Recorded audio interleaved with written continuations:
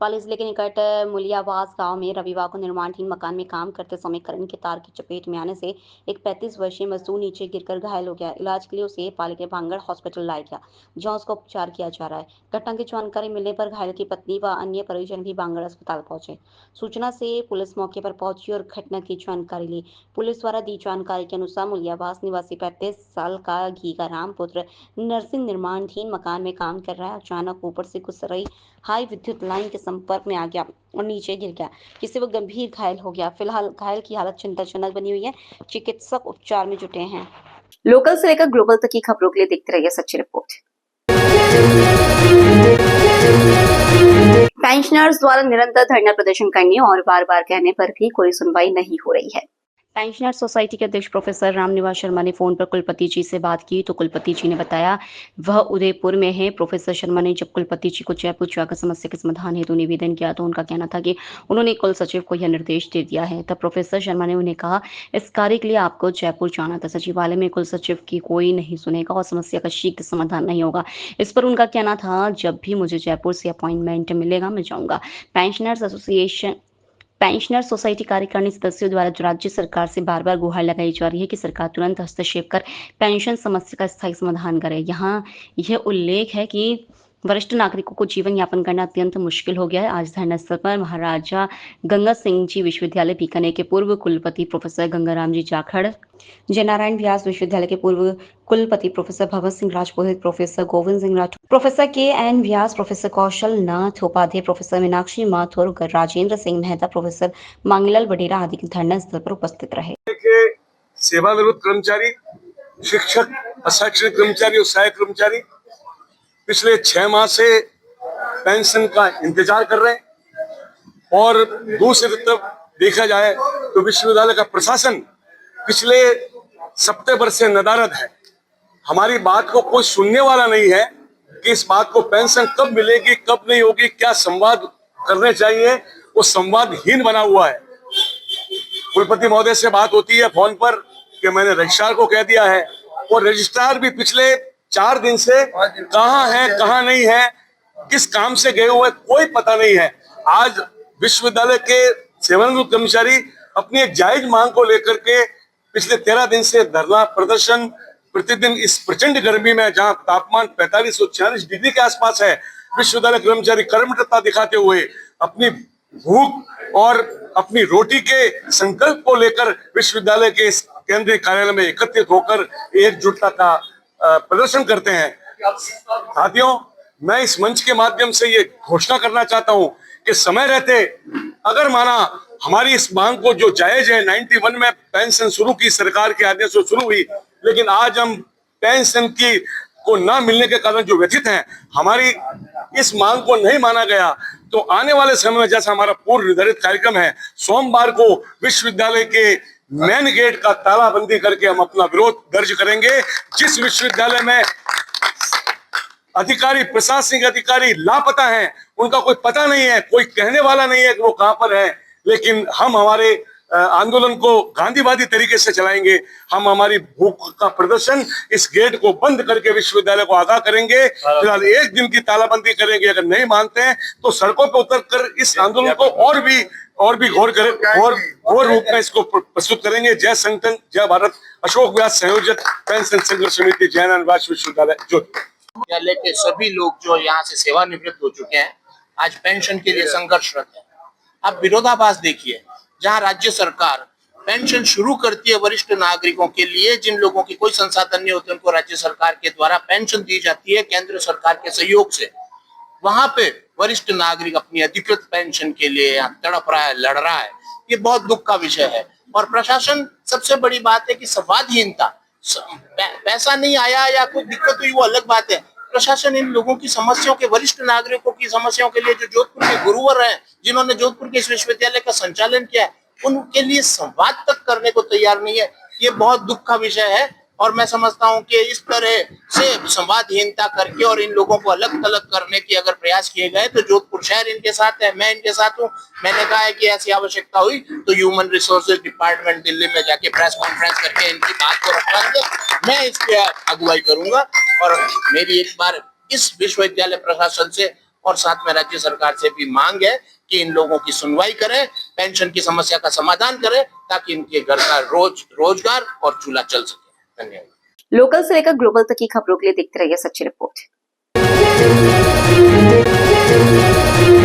शनिवार को कुशीनगर जनपद के सखवनिया और सपा क्षेत्र में मौसम ने अचानक करवट ली। दोपहर के बाद तेज आंधी के साथ झमाझम बारिश और ओलावृष्टि शुरू हो गई, जिससे जहां एक और लोगों को तेज गर्मी से राहत मिली, वहीं दूसरी ओर जनजीवन अस्त व्यस्त हो गया। तेज आंधी के कारण कई स्थानों पर बड़े बड़े पेड़ सड़कों पर गिर गए, जिससे मुख्य मार्गों पर यातायात पूरी तरह से बाधित हो गया। खासकर ग्रामीण इलाकों में संपर्क मार्ग अवरुद्ध हो गए, जिससे स्कूल, कार्यालय और बाजार जाने वाले लोगों को भारी परेशानी का सामना करना पड़ा। घटना की सूचना मिलते ही जिला प्रशासन हरकत में आया। संबंधित अधिकारियों ने तत्काल जेसीबी मशीनों की सहायता से गिरे हुए पेड़ों को हटवाने का कार्य शुरू करवाया। कुछ ही घंटों में प्रमुख मार्गों को साफ कर यातायात बहाल कर दिया गया। प्रशासन की इस त्वरित कार्रवाई की स्थानीय नागरिकों और राहगीरों ने सराहना की। लोकल से लेकर ग्लोबल तक की खबरों के लिए देखते रहिए सच्ची रिपोर्ट। मारवा जंक्शन उपखंड मुख्यालय के जैन तीर्थ एवं जन जन की आस्थाओं के प्रतीक श्री जय जिनेन्द्र मंदिर जिनेन्द्र विहार पर आज वार्षिक ध्वजा चढ़ाई मंगल कार्यक्रम का आयोजन हुआ। मांगलिक कार्यक्रम का आयोजन हुआ। सैकड़ों की तादाद में समाज बंधु, देश के कोने कोने से समाज बंधु पहुंचे। लाभार्थी परिवारों की ओर से ध्वजा के साथ बरघोड़ा जुलूस निकाला गया। मारवा जंक्शन के मुख्य बाजार से शुरू हुआ जुलूस मारवाड़ी संधि बाजार आउवा रोड के हर क्षेत्र से होकर गुजरा। नगरवासियों ने पुष्प वर्षा के साथ ध्वजा जुलूस का स्वागत किया। तत्पश्चात जिनेन्द्र विहार जैन मंदिर परिसर पर भगवान आदिनाथ भगवान संखेश्वर, भगवान सुमतिनाथ के 18 अभिषेक मांगलिक कार्यक्रम का आयोजन हुआ। अभिषेक, मांगलिक अभिषेक एवं ध्वजा चढ़ाई कार्यक्रम में क्षेत्र के देश के कोने कोने एवं पाली मारवाड़ के अनेक गांवों से जैन समाज के समाज बंधु पहुंचे। विधि विधान वैदिक मंत्र चारों से आदिनाथ जिनेन्द्र भगवान के जयकारों के साथ द्वारा ध्वजा चढ़ाई रस्म कार्यक्रम का आयोजन हुआ। लोकल से लेकर ग्लोबल तक की खबरों के लिए देखते रहिए सच्ची रिपोर्ट। ब्यावर जिले के बर पुलिस थानाधिकारी की बड़ी कार्रवाई। हाईवे पर गाड़ियों के टैंकर से पेट्रोल डीजल चोरी के 2 आरोपियों को किया गिरफ्तार। बर पुलिस थाना क्षेत्र के झाला की चौकी के हाईवे पर स्थित महादेव होटल के पीछे कुछ लोगों द्वारा वाहन टैंकर से पेट्रोल डीजल चोरी किया जा रहा है। सूचना पर बर पुलिस मौके पर पहुंची। 10,000 लीटर पेट्रोल व 10,000 लीटर डीजल के भरे ड्रम में वॉल से निकाले गए डीजल पेट्रोल वाहन को बर थाना पुलिस ने गिरफ्तार। जब्त 2 आरोपियों को किया गिरफ्तार। बर पुलिस थानाधिकारी राज दीपेंद्र सिंह ने बताया कि रामनिवास जाट निवासी परावा जिला चूरू व मोहित सिंह रावत निवासी धोलिया सेंदड़ा जिला ब्यावर को गिरफ्तार किया। लोकल से लेकर ग्लोबल तक की खबरों के लिए देखते रहिए सच्ची रिपोर्ट। तमिलनाडु की मदुराई राजस्थानी सेवा समाज ट्रस्ट द्वारा श्री अम्बे माताजी मंदिर में अम्बे मां मूर्ति प्राण प्रतिष्ठा महोत्सव के दौरान धर्म, संस्कृति व सामाजिक चेतना के अद्भुत संगम की झलक देखने को मिली। प्रवासी प्रवक्ता दिनेश सालीचा ने बताया कि श्री मंगलाई नाथ जी महाराज के पावन सानिध्य में प्राण प्रतिष्ठा के संपूर्ण आयोजन संपन्न हुए। 3 दिवसीय धार्मिक आयोजन को स्वामी श्री गणेशानंद जी गिरी जी महाराज की निष्ठा में पंडित निम्बेश जी शास्त्री ने पूजन, हवन, यज्ञ, आहुतियां आदि वैदिक मंत्रोच्चार से संपन्न करवाई। इस अवसर पर आयोजित समारोह में देश के अनेक राज्य से पधारे संतों, सांसद, विधायक व अन्य जनप्रतिनिधियों ने अपने विचार रखते हुए मंदिर निर्माण को सिर्फ धार्मिक अनुष्ठान नहीं बल्कि सामाजिक जागरण का केंद्र बताया। समारोह में समाज के हजारों श्रद्धालु, ग्रामीण जन, साधु संतों और मदिरू के अनेक समाज व संस्थाओं, सदस्य व मंडलों की उपस्थिति रही। भजन, कीर्तन, धार्मिक झांकियां, शोभा यात्रा व महाप्रसादी जैसे कार्यक्रमों ने आयोजन को भव्यता व भक्तिभाव से परिपूर्ण बना दिया। लोकल से लेकर ग्लोबल तक की खबरों के लिए देखते रहिए सच्ची रिपोर्ट।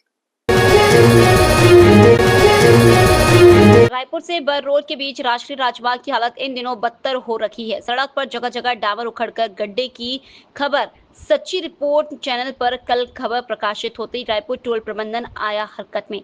जगह जगह पड़ी खराब सड़क को किया जा रहा सही।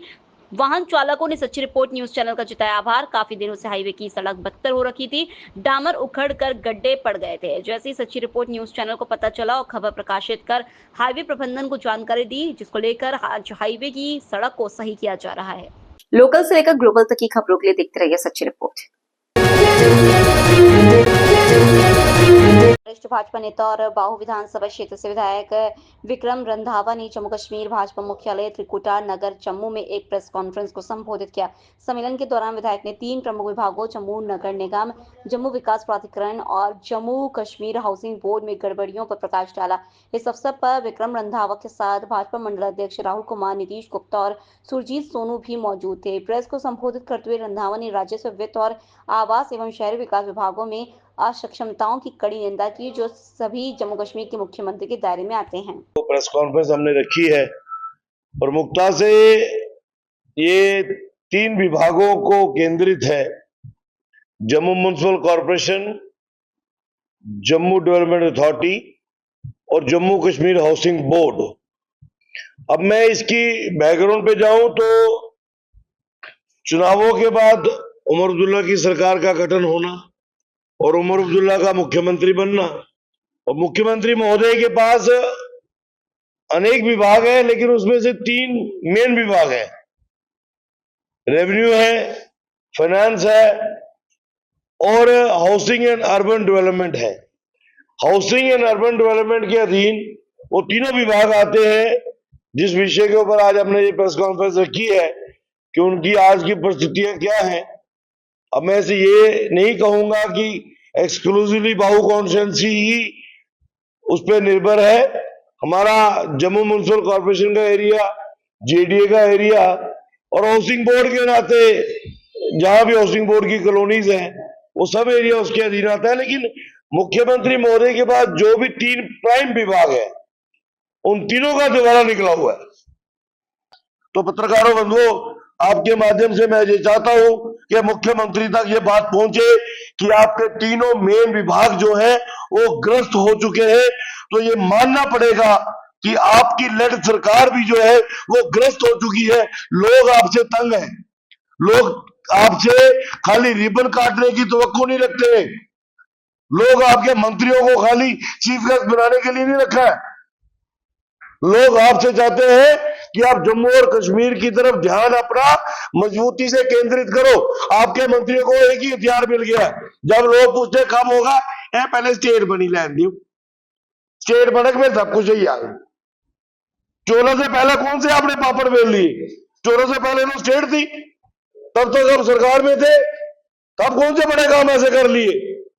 लेकिन मुझे लगता है कि मुख्यमंत्री महोदय को अपने मंत्रियों को भी सख्त हिदायत देनी पड़ेगी, खास करके जो जम्मू से सख्त हिदायत देनी चाहिए कि भैया ये बेबुनियाद सा जो हथियार मत चलाओ कि स्टेट बनेगी तो हम बड़ा कुछ कर लेंगे। अभी यूटी है, इसी सिस्टम में आपने यूटी के अधीन चुनाव लड़ा है, आपने वोट स्टेट के अधीन नहीं मांगा, यूटी के अधीन मांगा, तो फिर आपको यूटी के अधीन ही काम करने चाहिए। ये नाच ना जाने आंगन टेढ़ा काम नहीं होता था, पहले स्टेट बनने दो। और मंत्रियों का यही एक डायलॉग हो चुका है, खास करके जो जम्मू को रिप्रेजेंट कर रहे हैं। कश्मीर वाले नहीं बोलते इतना, जम्मू वालों को एक हथियार मिल गया, स्टेट बन लेने दो, सब कुछ करवा देंगे। तो मेरा पत्रकार बंधुओं आपसे आग्रह है कि आपके माध्यम से ये खास करके जम्मू कश्मीर हाउसिंग बोर्ड और जेडीए और जेएमसी की जो तानाशाही है, इस पे नियंत्रण मुख्यमंत्री महोदय डाले और जम्मू कश्मीर हाउसिंग बोर्ड और जेडीए के अधीन जितनी भी कमर्शियल मार्केट्स, इंडिविजुअल शॉप्स आती है, उनको रेगुलराइज करके जो नॉमिनल चार्जेस ले लीजिए, और जो लोगों के ऊपर एक तलवार लटका रखी है आपने ब्लैकमेल करने के लिए, उसको पीछे कीजिए ताकि सभी अपना बनाया हुआ रोजगार चला सके और एक सुखद वातावरण जो है वो जम्मू के अंदर हम खड़ा कर सके। क्योंकि यही व्यापारी जो है वो जम्मू की इकोनॉमी की बैकबोन है, यही व्यापारी है जिनकी वजह से पैसा सर्कुलेट होता है, मार्केटिंग होती है, शॉपिंग करते हैं लोग, कोई बाजारों में जो जाते हैं लोग खाने पीने के लिए, परचेजिंग के लिए, तो वही पैसा सर्कुलेट होता है। क्योंकि ये मार्केट इस्टेब्लिश हो चुकी है, अब इनको कोई बंद नहीं करवा सकता, ना ही हम बंद करवाने देंगे, ना इन पे कोई कार्रवाई होने देंगे, ना इन्होंने कोई वायलेशन करके बनाया। जितनी भी दुकानें बनी है जेडीए में, हाउसिंग में, जेएमसी में, आपके उस वक्त के अफसरों की मर्जी के बिना नहीं बनी है, वो चाहे डील कुछ भी हुई हो, लेकिन उनके इशारों के बिना नहीं बनी है। ना इनको हम कभी बंद करने देंगे, ना उखाड़ने देंगे। उसका बेहतरीन तरीका यही है कि इनको रेगुलराइज कर दीजिए, इन मार्केट्स को, इन दुकानों को, और इनसे नॉमिनल चार्जेस ले लीजिए ताकि ये आराम से अपना काम कर सके। लोकल से लेकर ग्लोबल तक की खबरों के लिए देखते रहिए सच्ची रिपोर्ट। देश के अलग अलग भागों से 1,20,000 रुपए के इनामी 5 दुर्दांत अपराधी एक साथ आए शिकंजे में। ऑपरेशन सगरवंशी, ऑपरेशन शकीरा और ऑपरेशन दंश हुए एक साथ सफल। ऑपरेशन सगरवंशी जोधपुर रेंज के पुलिस महानिरीक्षक विकास कुमार ने बताया कि साइक्लोनर की अलग अलग टीमों ने एक साथ कार्रवाई करते हुए 5 दुर्दांत और वांछित अपराधियों को अलग अलग स्थानों से धर दबोचने में सफलता पाई है। 50,000 रुपए का इनामी भागीरथ राम पुत्र गोर्धना राम निवासी बारूरी गुड़ा मारली बाड़मेर गोवा के समुद्र तटीय इलाके में फरारी काटता और नया व्यापार जमाता पकड़ा गया। कुख्यात सरगना भागीरथ को पकड़ने के लिए ऑपरेशन सगरवंशी चलाया गया था, जो पिछले 10 महीनों से चल रहा था। नशे के सौदागर भागीरथ पर दर्जनों आपराधिक प्रकरण दर्ज हैं, जो मादक द्रव्यों की तस्करी, अवैध शराब, आर्म्स एक्ट, हत्या का प्रयास, वाहन चोरी, धोखाधड़ी जैसे संगीन अपराधों से संबंधित है। जैसा कि आपको विदित है, पूरे राजस्थान में, विशेषकर मारवाड़ में नशा विहान करने, क्षेत्र को नशा विहीन करने और मादक पदार्थों के माध्यम से माहौल में मातम मचाने वाले मास्टरमाइंड्स के मदमर्दन के लिए और समाज में समाकर सम्मान पा रहे सपोलियों के समापन के लिए एक विशद अभियान जोधपुर रेंज की पुलिस ने, विशेषकर सेक्टर टीम ने छेड़ रखा है। लगातार बड़े बड़े स्तंभ धराशायी हो रहे हैं, स्वयंभू सप्ताह नेस्तनाबूत हो रहे हैं और उसी की अगली कड़ी के रूप में लगातार एक साथ 24 घंटे के अंदर 5 बड़ी सफलताएं अर्जित करते हुए ऑपरेशन दंश, ऑपरेशन सगरवंशी और ऑपरेशन सकीरा चलाकर 1,20,000 रुपए के इनामी 5 बड़े दुर्दांत कुख्यात वांछित अपराधियों को देश के कोने कोने से गिरफ्तार कर सकने में सेक्टर सेल को सफलता मिली है। इसी के साथ 25 लाख से ज्यादा के वांछित अपराधी देश के 19 विभिन्न राज्यों में सेक्टर सेल की फैली धमक के माध्यम से पकड़े गए हैं। यह संख्या अब 111 तक पहुंच गई है और जब तक इस समाज में नशे का यह कलंक, यह कालिमा विद्यमान है, तब तक अहर्निश लगातार अथक प्रयास चलता रहेगा सेक्टर टीम का इन अपराधियों की गिरफ्तार तक पहुंचाने का और इन अपराधियों को नेस्तनाबूद करना, धराशायी करना, इनके साम्राज्य को ध्वस्त करना, समाज में नशा मुक्त खुले आसमान के तहत स्वच्छ और स्वस्थ समाज बनाने की प्रक्रिया में अपना योगदान देने के लिए पूरी जोधपुर रेंज की पुलिस, विशेषकर सेक्टर टीम कटिबद्ध है। हम इसी तरीके से एक के बाद एक करके इन अपराधियों को उनकी मंजिल जेल की सलाखों तक पहुंचाते रहेंगे।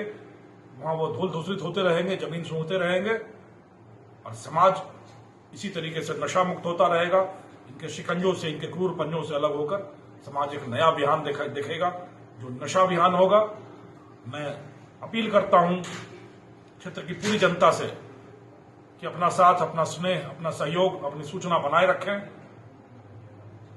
और इन आतताइयों को, इन अपराधियों को, इन नशे के सौदागरों को उनकी मंजिल तक पहुंचाने में हमारे साथ हाथ से हाथ मिलाएं।